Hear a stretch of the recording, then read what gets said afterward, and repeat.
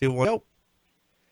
And now it's time to bring on my good friend, my brother, my UFC brother, commentator extraordinaire, Jon Anik. Jon, we are stay at home. We are not seeing each other at shows. I haven't seen you for a while. How are you doing? How is it at home with the family? And how are these changes affecting you? Well, it's good to hear your voice. I know we've been checking in every few days just for peace of mind. It's been a challenge. Again, I think there are a lot of people who have it a lot worse. You know, I'm happy to live in a nice place and thankfully able to take my kids outside a couple times a day. I think it's just sad for the kids. It's sad for high school seniors. It's sad for kids who socially all of a sudden have their friends ripped away from them. And eventually, I think 3 weeks in, this is our 20th day of basically complete isolation as a family of 5. Starting to wear on my daughters a little bit, but we're making the best of it.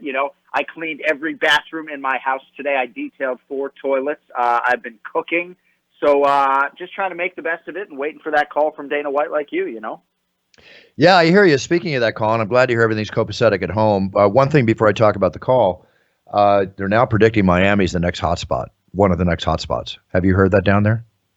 Yeah, Florida does not appear to be in a great place in No. terms of proactivity, getting ahead of this thing, or otherwise. So I think we're a target area that a lot of people kind of felt could be an epicenter, at least domestically, at some point in time. So we're hoping for the best. I think you can only judge on when you go out, what are your visuals, and it's not a ghost town out there. I'm one of the few people, when I do go to the store once a week, who is wearing a mask and gloves. So hopefully people are heeding the advice of government because these next 2 weeks are shaping up as something fierce. Yeah, that's what everybody's saying. The next 2 weeks are going to be the biggest spike. We're being told that here in Los Angeles. We're also being told now by President Trump this will go on until April 30th. But I think the most consensus of opinion is we could be this way, at least at a minimum, until the end of May. But, nobody knows. It's changing day by day. Speaking of April 18th, we're all on call. That's really all I can say. I have no information, Jon, regarding April 18th. Right. I think anybody who's looking at the situation as an outsider would probably feel like at this point it seems hard to think that you could get an international show done and have all these athletes and all of these staff members coming from different pockets of the world. I think in a perfect world it would be Las Vegas, but that community is very restricted right now. So I don't know, my man. I feel very convicted that it's going to happen on April 18th. I just couldn't tell you where. I do think it's going to be in the United States of America, and hopefully you and I can drive there because I know a major international airport doesn't sound appetizing or safe or rational right now. So just kind of taking it day by day, and I think it's easy 3 weeks out to say, yeah, we'll be there, gung-ho, but we don't know where, we don't know what. All we know is when. Well, it's more like 2 weeks and 4 days, Jon. So it's getting less and less. It's a big task. If anybody can pull it off, it's Dana White and his team. But I'm waiting for the phone call, waiting for the call to arms, and we will see what happens. That's really all I can say at that point. Other news that's happening in the UFC world and mixed martial arts world, as we're all aware of, is Jon Jones has now pleaded guilty to his DWI. He has house arrest. John McCarthy's gone public by saying UFC should release him. Bellator should not even pick him up. It's a shame to see this keep happening, and I there's really no excuse for it. We'll just be repeating past conversations. How did this hit you when you saw that, Jon? Well, it's sad. I think it didn't really hit me hard until I watched the police footage, and that was just sad to me, right? Hearing the tone in his voice and just how defeated he was. I also was with him at an event recently, very recently, in Houston, and his daughters were there in the front row, and so I saw them together not all that long ago. So from that standpoint, it's a little bit embarrassing at this point to keep having to go back to your daughters with whatever transgression. I know the penalty this time around doesn't appear to be too swift, but I just feel like eventually you go back to the well, go back to your kids to explain yourself. As they don't get younger, right, as they get older, it just becomes a very hard navigation. So I'm disappointed. I'm hopeful that, maybe this is the true bottom out and this will affect change. But I'm not as optimistic as I've been in the past that he's really going to right the ship and be that pay-per-view juggernaut that we all know or we think we know he can be. Exactly. And what you just said is we hope they'll be better for it. But last time we hoped he'd be better for it. The time for that, we hoped he'd be better for it. So John, self-admittedly, obviously has a very serious problem, barring anything else. He might have an issue with alcohol. It obviously seems to be his biggest issue from what I'm seeing here. So let's just hope for the best.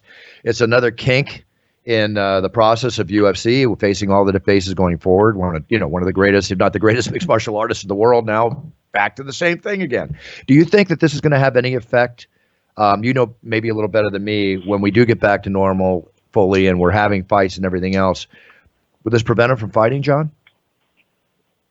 Well, I think it's probably grounds for some sort of promotional action or suspension, but oftentimes the UFC will let the law sort of dictate what they do. So it seems like the law has spoken. And I also think for Jon, it'd be sending a good statement to the UFC and to fans if he would check himself into some sort of place, and not just sort of as a front or as sort of a figure for people to look at, but to really go and try to make use of the rehabilitation for an extended period of time. Not ideal ripping him away from the kids to go do that, obviously, but training camp rips him away plenty too. So I don't know. I feel like I'd like him to clean up his desk drawer first before we really think about his return. Yeah, I do too. And you wonder with the rehab centers and everything going on with the shutdowns, this is probably a very hard time. I think I was reading something by Dr. Drew who's saying this is a very hard time for people that are addicted. Obviously, sitting home, not being able to attend their AAA, their AA meetings, their Alcoholics Anonymous meetings, and other meetings to help them going. This is definitely a difficult time because, listen, we can't even go to the doctor normal right now. I mean, right. God forbid one of your kids gets sick. You can't even go to the doctor. My wife actually had a dental procedure done yesterday, an emergency dental procedure, and had to sign a bunch of documentation just to actually go into the clinic. She had a piece of a food or something stuck behind one of her wisdom teeth and had a huge infection. And it was touch and go for a couple of days on whether or not she was going to even be able to be seen by a dentist. It's crazy. Yeah, my dentist is closed. I had a teeth cleaning appointment last week, and like most of us, obviously, those are all being canceled. And other doctors working from home, doing their prescriptions from home. We haven't seen anything like this, guys. I mean, let's talk about COVID-19. We got a viral update here. We got to deal with what's going on now. They are saying that in the next, before this is over, the guesstimate now, you've all heard it, is 100 to 200,000 deaths in the United States. The United States is now the leader of infected cases in the COVID virus. There's now more than 200,000 cases confirmed in the United States, which is more than any other country in the world. Yesterday, we had the highest death rate at approximately 11 o'clock last night. It was at 810 deaths for the day. I'm reading things all the time. An NFL agent who just lost both of his parents within 6 minutes of each other to the COVID virus. You've got Chris Cuomo, the fine man from CNN that I watch every night. He's been diagnosed with coronavirus. We're hearing a lot of cases. He's resorting to his basement to not infect his family, doing a CNN reports from there. But I got to tell you something, guys. If you watch CNN, if you watch Governor Andrew Cuomo of New York, man, I hope this guy runs for president. I am such a huge fan of the way this guy does his stuff. He's great. He's amazing. Yeah, I really like the way that he's speaking, just very frankly. And, it doesn't matter, I think, what side of the aisle you come down on. It's always good to be able to recognize strong leadership, and the way that guy addresses the media and just people in general. He's a strong presence in a room, and I enjoy hearing him speak in these difficult times. Yeah, it's strong. And I also like the interplay between he and his brother, Chris Cuomo. I love you, mom's meatballs, this, that. Because you know what? We need that right now. We're all stuck at home. We have our loved ones. We're not interacting with our friends except for, like the other night, with a very good friend of mine, we had a dinner date, right? A 4-hour Zoom dinner date. Each of us having a glass of wine and candles and our food in front of us.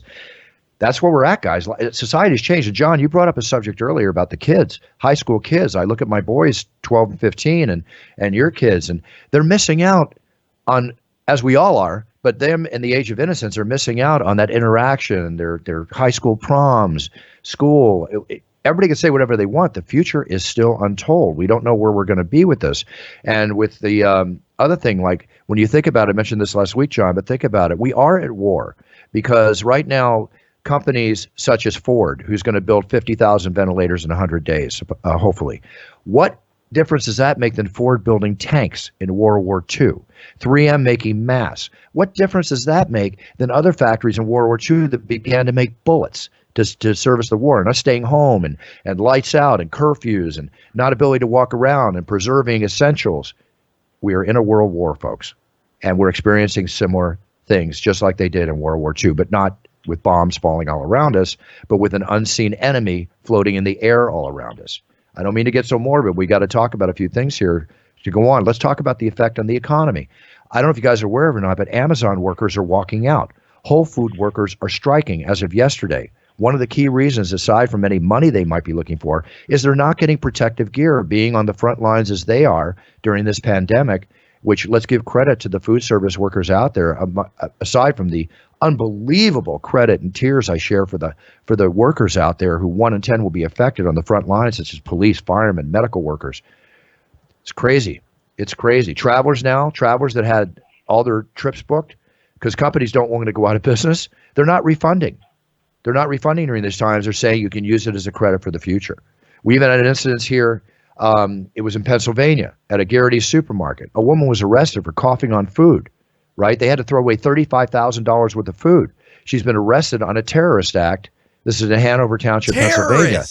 It is a terrorist, but it is a terrorist act. Well, it's considered an act of terrorism. I believe that. I sneezed in the post office the other day and thought that they were going to kill me. So, yeah. Well, forget it. Yeah. Did she cover her mouth? No, she sneezed directly on the food. So she's doing this on purpose. She was intentionally spitting and coughing on merchandise. She's obviously a wacko. She attempted to steal a 12-pack of beer from the store before she was ordered to leave by the employees. Was it Corona? I don't know. Come on, TJ. Jesus Christ. Can I give you an appropriate joke that ties it into? We all need a laugh. We all need a laugh. So go ahead and give the here's joke. a good laugh. I think that the shelter in place thing here in California. A lot of people have been saying, "Oh, it's like a police state. It's like martial law," and I'm like, I think it's actually like mixed martial arts law, because you can't leave your house, but if you do, what are they going to do? They're just going to give you a warning. Just like every time you grab the fence, you're just going to get a warning. You never get that point deducted. We have had policemen giving tickets around here, $200 tickets by choice to people that shouldn't be on the streets. How does that work, though? You have probable cause to pull someone over to see where they're going? Like, I don't think that's legal. You got to break a law or something. I cannot answer that. I just know of a couple incidences. I don't know the reason. I talked to Brian, my brother, who's an ex-police officer, and he said he's amazed they even have the time to do that with everything going on, because unless there's martial law, there's really nothing like that in place that he knew of. So who knows? Yeah. See, I just don't believe it. I mean, I don't know where you heard that, who said that. I think there's a lot of rumor mill stuff going on. No, it comes out, these mama blogs and neighborhood blogs that the reports come out. That's exactly where you go to spread nonsense that's not real. It can happen. You got to decipher what's right and what's wrong. But let's talk about another thing here. In California, because of the COVID-19 incidents in jails, the amount that it can spread so far, California prisons is going to release 3,500 inmates early, figuring COVID-19 outbreak. Now, let me ask you a question. There's no jobs out there. They are being released in the street with their $100, $200, whatever they get, the clothes on their back they had when they went in, and now they're out in the streets. Okay. Well, do you think that could be? I mean, crime is actually down. Last I heard, 10%, because obviously people can't walk the streets or whatever, but crime is still happening. Americans are beefing up home security, bracing for this pandemic. Beverly Hills stores here in Beverly Hills have emptied their stores of all inventory, and some stores are even, like Pottery Barn, I saw the other day, is boarding up their windows. Why? Because they're fearing eventual looting. People are thinking of the future. I'm not saying that's going to happen, but it is all pointing to it could happen. Folks have been researching now, and new home security systems from two of the biggest providers, right, are now up 86% in sales. Just like we see the lines at the gun stores, which are now closed here in California. You can't even go there. The LA Sheriff's Department had to actually go as far as threaten to cut the electricity to some of these firearm stores because they were, labeled non-essential businesses, and just stayed open because the lines were out the door. And, it's obviously how you make money in these times. You never know when you're going to get, the opportunity to make more money. Literally having to cut the power or threaten to, Bruce, to get people to, stop selling guns and ammunition. I'll say it again. John, history when you talk to somebody and they say history shows, there is no history. There is no more history. We are writing history daily. We are learning daily, and it's changing daily. And just like anything else in life, you've got to be willing and ready to adapt. Jon, as a family man and a father, okay, being at home, I mean, I'm single, the whole bit, you know, we know my situation. I've got my boys and everything. I've got a support factor that's huge. You are home with your beautiful, lovely wife, Chrissy. You're home with your 3 children. Let's go over 7 tips to survive working home with your spouse. I would like your opinion on this. You ready? Let's go. Okay. You're together 24/7 now. It's very disruptive. One of the things that they're recommending is when you get up in the morning, take a few minutes each morning to evaluate the prior day and review today's schedule. Like discussing what, well, I know, that's what I want to hear your opinion. Discussing what worked yesterday and what didn't, what's on the schedule for today, and asking your spouse, how can I help you today? What do you need from me? Your comment on number 1. Is this podcast explicit or clean? Say anything you want, Big J. Get the fuck out of here. I mean, I got one of 3 children waking up at 5:45 a.m. most days, right? I'm putting in 15, 16 hours essentially of childcare in some way, shape, or form if I'm not cooking or cleaning from 6 a.m. to 9 p.m. every day. So respectfully, there isn't time in the morning to assess. I mean, there are certain things where if we get away from a routine and a hard and fast schedule for my daughters, they have worse days. So I think having reminders every now and again to stay on schedule and to try to, you know, keep morale high is worthwhile. But if you think I'm going to roll over in bed before a cup of coffee and, you know, wax poetic to my wife about the day before, there's just no time for that, my man. Well, let's speak about rolling over in bed with your wife. Not too personal here, but they say, if possible, try and work in separate places and avoid setting up shop in the bedroom. The bedroom should be your place where you chat, sleep, or you're romantic with your wife. Okay? You want it to be more of a family and a couple space, not your workspace. Comment. So as TJ knows this, the way my master bedroom is set up, I don't want to call it a master suite, but I have an entire nook that is my podcast studio office. So my office is in my bedroom. So the author of this article certainly would not recommend that, but we've made it work. Okay, so we have one violation of the recommendation, but it's not a violation because it works. Next, have a designated do not disturb place. Basically, your safe room from your wife and kids. A room where you can just basically not be disrupted. You can focus, meet a deadline. You can find ways to demonstrate when you're ready for somebody to interrupt you, which I assume is your bedroom. So when you're in your bedroom, right, did the kids and your wife know to knock, not disturb you? Absolutely. Okay. Because more often than not, I'm doing some form of broadcasting when I'm in here like right now. So I'm in the master suite undisturbed. So we got that box checked. There you go. I heard that Pornhub is a great place to practice your commentating. Okay, so here we go on. They got, let's see. Jon, did you get that? That was a joke. I did. I laughed under my breath. Okay. TJ didn't laugh because he's got probably a prescription. No, I was looking at something online. What? Okay, you'd have to have heard it. No big deal. Let's No, I know. I was at Pornhub. Sorry. Okay. All right, big one, Jon. Here, you might be sharing an office, you might be sharing a home, you might be sharing work, but don't treat your spouse like a coworker. How do you draw that line between being a husband, a delegated husband, delegating tasks? I mean, is there a line to be drawn, or is that even an issue with you? See, it's not an issue, right? Like, we don't lose the romanticism because our relationship has evolved or devolved into a business transaction, right? I think most married couples would tell you that there is some sort of business transaction there, and we pick up each other's slack. I mean, we are in such unison in terms of working together in this household that if she stops doing the dishes, I may go finish them and she'll finish wiping something down or taking care of the baby. I mean, I don't know. I feel like we've had a successful marriage over 10 years because we're not afraid to, treat it like business, and we work well together. So sometimes it can be hard to separate those things. For us, as I said earlier, we've found a way to make it work. Okay, so now with the potential separation, anxiety, and everything else that could occur around the home, being around each other 24/7, they also recommend when things get tough, because there's going to be good days and bad days, and help mitigate anything you're doing, or if you're about to explode at your spouse, that you should have a code word. I guess it's kind of like the sex code word, safe word, or they call it, but code word. Not a sex code word, not a safe word. I'm talking about a word in the house, like we're going to blow up. Things are going to get bad here. Let's have a code word. Let's stop this. Did that make any sense to you?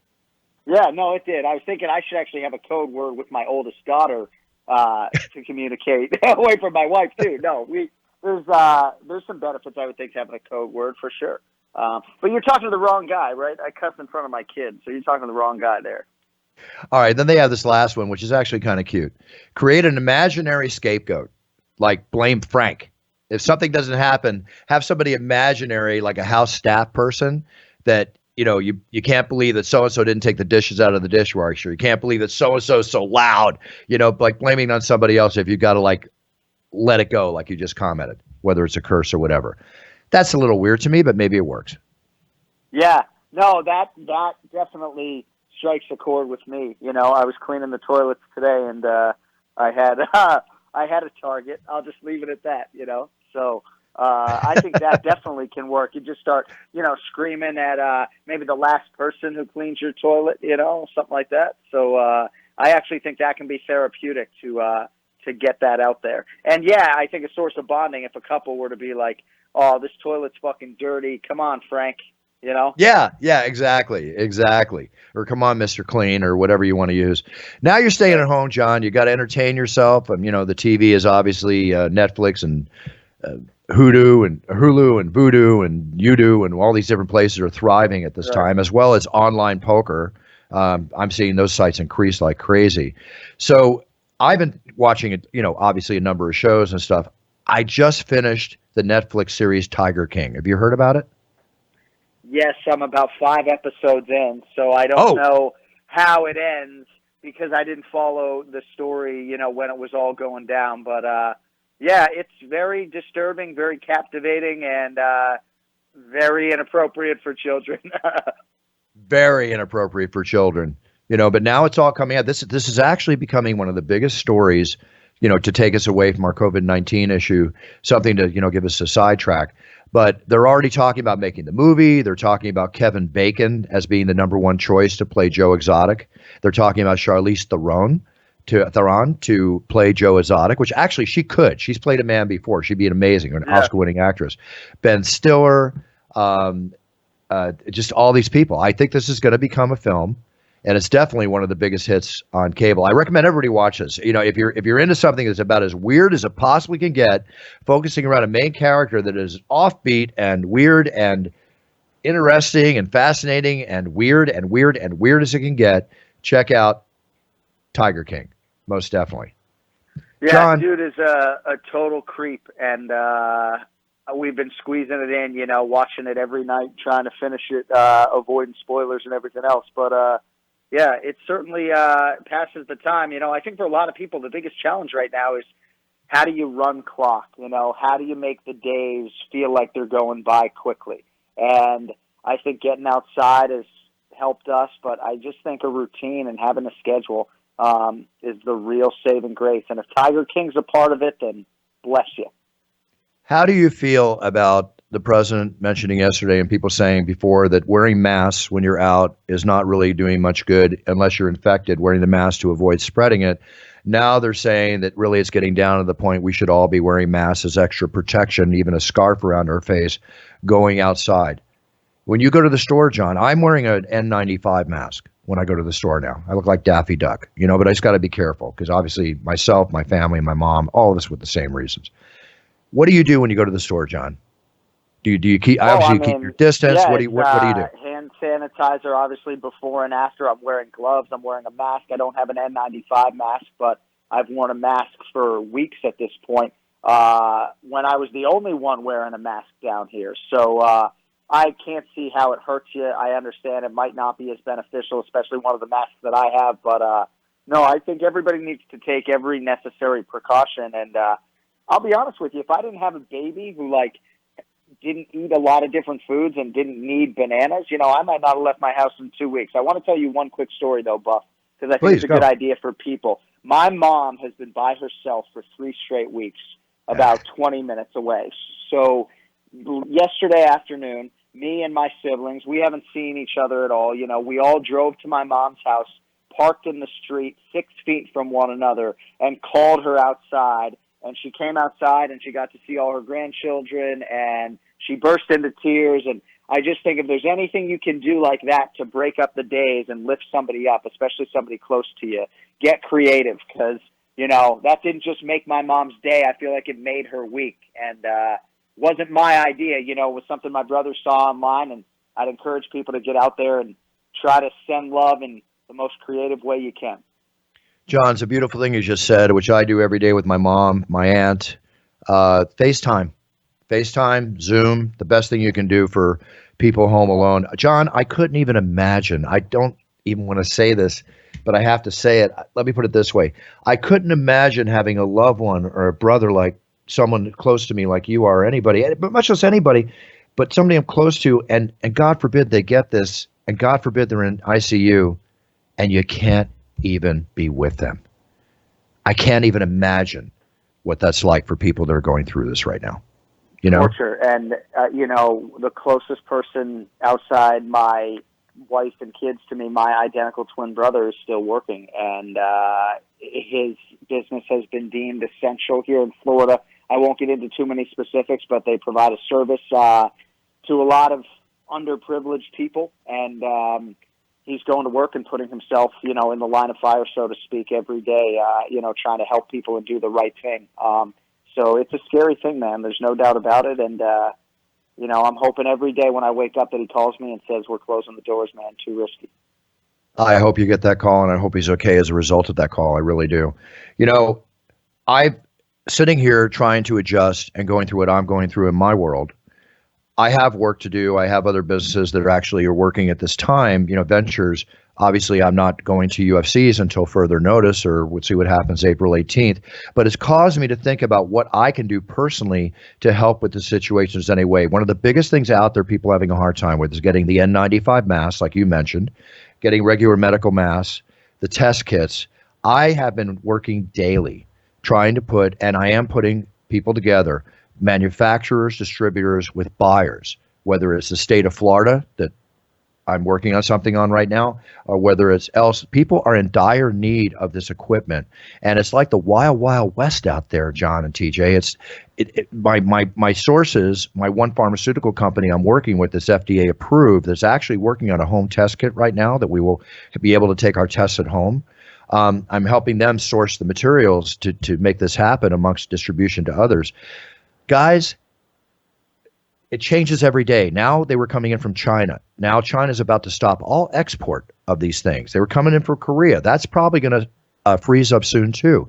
There's other sources from Germany. Prices are going up daily. And then what's happening is, it happens in wartime. There are profiteers out there. We're selling, like, let's an example, test kits, which you could buy, like as an example, maybe not now, but you could have bought for $20. They're selling them for $60, $70, taking advantage of people. Masks going out at ridiculous prices, taking advantage of people. You're going to see arrests. You're going to see issues with people profiteering. What I'm trying to do, whether I can make it happen or not, but it looks like I'm able to, and no reason to go into detail, is just to help people source out and get these materials, because cities, medical centers, hospitals, frontline responders, and even down to Whole Foods workers and Amazon workers, they need these things. And everybody's trying like hell to get this done. It is a wild, wild west out there. Do you follow me? Can you grasp what I'm saying?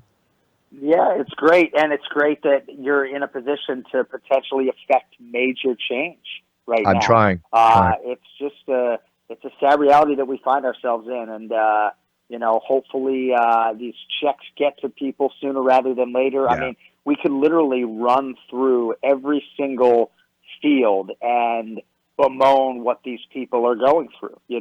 Every single field essentially is affected. The live event space, this is crippling for all of us who work in live events. And just imagine, I know people have criticized the UFC for trudging onward, but just imagine what it's like in those executive offices as you try to appease all these different masters and put a show on and get fighter medicals done.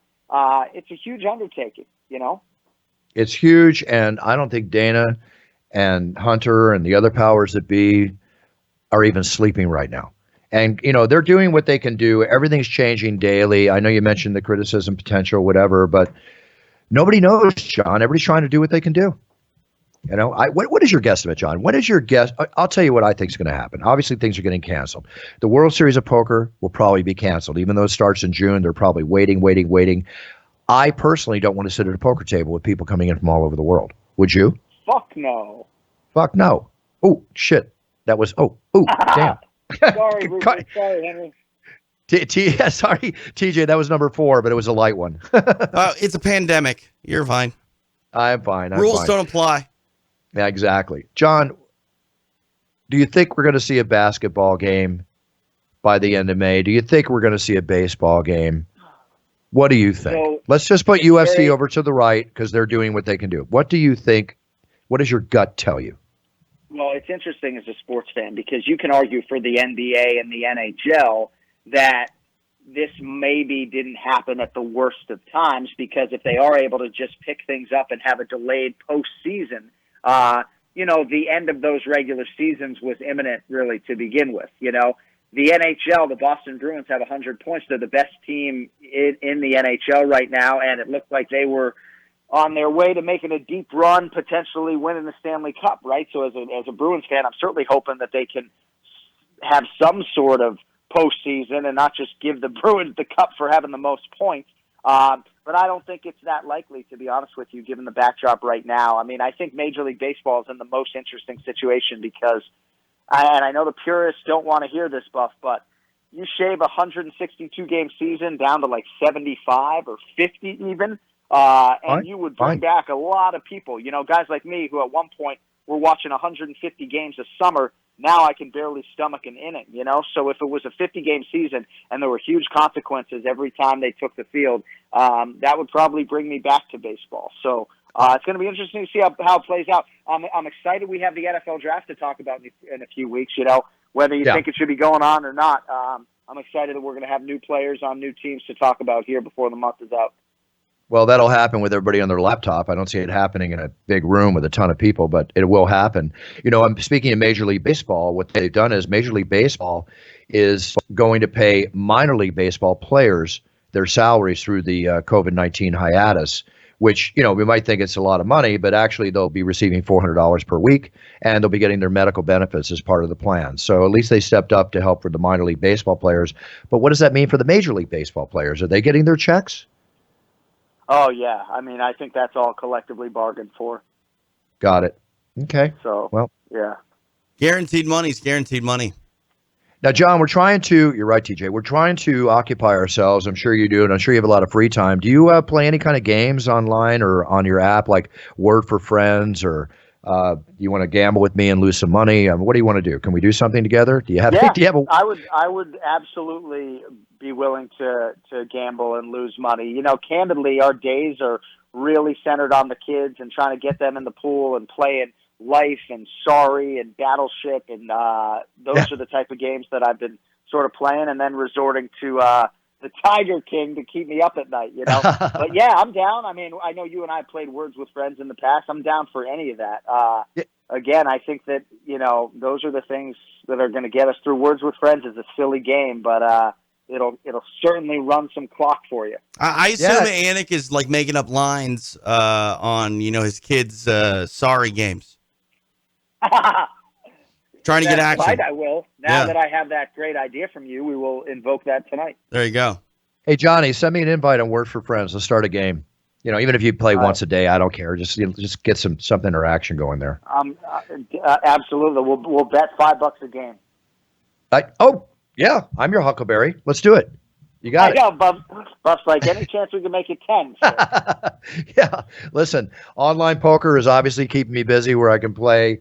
Bookies aren't taking bets except on the weather. God knows what's happening in that industry. But online-wise, my slot machine, I heard slot machine are going up because people are just playing online. I look at poker sites where, for instance, globalpoker.com used to have every night they had a $10,000 prize pool tourney. Now they're having $25,000 and $40,000 prize pool tourneys because so many people are playing now because they're not playing in person. So many people are definitely doing well by this. Prices are soaring. and going crazy on collectibles at this time, guys. I've always told you, and we talked about the vintage collectible sports memorabilia, movie memorabilia, guns and artifacts, even gold and silver. It's during times like this that these are gold bricks of value. When dollars are changing and the market's affected and everything's in a recession, God forbid into a depression, sports memorabilia is selling for more than it sold for 3 weeks ago, because this is a source of gold bricks. And this is reported to me through my expert brother, Brian Buffer, but also I know this too because I dibble dabble in it a lot myself.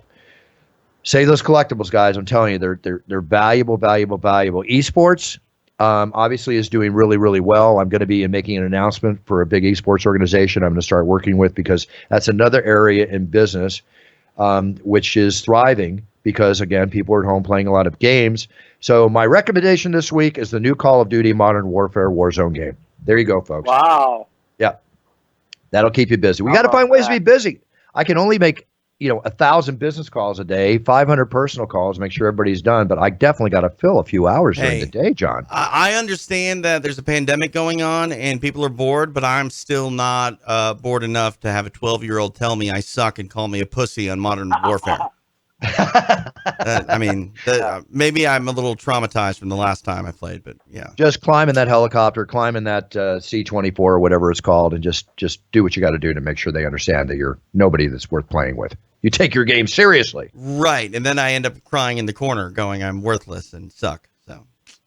Well, what's amazing about the mixed martial arts news cycle is that it is constant, right? I mean, we have done a podcast every Monday for 5 years as of this month, and there's never not something to talk about, right? And we didn't even spend that much time on Jon Jones this week, right? Just the whole Khabib and Tony and Gaethje. And this sport is very forgiving in terms of giving you stuff to talk about even when there aren't live events going on. One thing that I've liked about the news cycle being a little bit, open is I've done a lot of retrospective content and did a watch along for a show that nobody really remembers. Jon Anik was there, though. I think it was the first one he ever went to. Elite XC Destiny in February of 2007. And this is crazy. If you go back and watch it, the main event has Frank Shamrock and Renzo Gracie. Renzo gets kneed to the head, loses or wins via disqualification. The commentators on that night did not know that you could not knee to the head of a grounded opponent. How about that? And that's crazy. Well, I'll tell you this. It was Tunica, Mississippi. It was 2007. To TJ's point, it was the first time that I was ever in an arena to watch a mixed martial arts competition live. And I'll be honest with you, I was a fan. I'm still a fan now, but I was such a fan then that I was like so anti-Renzo, right? Because I thought he just was taking the easy way out. So I became sort of a Frank Shamrock fan after that because I felt like he got hosed that night. I mean, I think a lot of people felt that way. I felt that way on initial watch because Frank was on bottom, side control and bottom, and kneed Renzo. Upon rewatching it, it definitely hit him in the back of the head and I think hurt Renzo. And Renzo's not the type of person to, walk out of a fight when he could otherwise continue. But yeah, he broke his elbow in a fight and kept fighting. Right. The guy's amazing. Yeah. So crazy. But yeah, no, mixed martial arts. I'll say it. I think 2007 is the greatest year in mixed martial arts' young history. There were so many major promotions at the time, barriers getting broken down left and right. The talent was phenomenal. Fights were great. 2007 is a fantastic year if you want to go back into Fight Pass and sort of deep dive the history on video. You know what? We should have a memory lane segment on the show while we're going through this so we can talk about it and enlighten all our listeners who are 90% of them or more, are obviously fans of the UFC worldwide that we have on the show. So let's pick a memory. I'd love that. Let's take I'll start doing that. A little memory slot, memory lane, and just share something or whatever. John, Harry Potter, is that big in your house? No, I mean, my daughter is a vociferous reader and has already read probably 3 times as many books in her 8 years on this earth as her father has in 41. So it's only a matter of time. She's 8, but it certainly will have a presence in my house soon. But as yet, no, I've never seen a movie, never picked up a book. Can't tell you anything about it. Yeah, and I haven't either, although I know that they're big. But the thing is that the writer of Harry Potter, J.K. Rowling, right? She's now developed a way. Obviously, people are trying to adapt their businesses to help people at home. So She's basically helping with the boredom kids are going through it. She's launching Harry Potter at Home. It's a hub for kids that are in lockdown. I'm going to send this to you in case you want to show it to your daughter, because maybe it could be one other avenue for her that might be something, to occupy her time as things goes on. And, there's other people doing things too. I mean, obviously, fitness people, my very, very close friend, Kitty Ladoci, who owns the Undisputed Fight Academy here in Manhattan Beach. Obviously, she's been closed down.